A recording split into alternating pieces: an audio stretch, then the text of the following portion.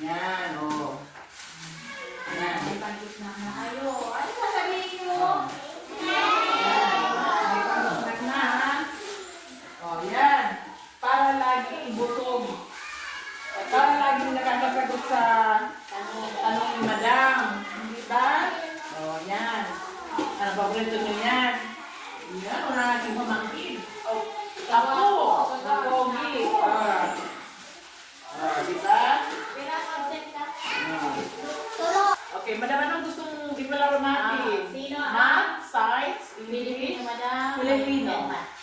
Okay. Okay. Sino ang makapagbibigay kay Madam ng pandiwa? Pumunta kay Madam ng may alam. Oh, pandiwa. Pandiwa.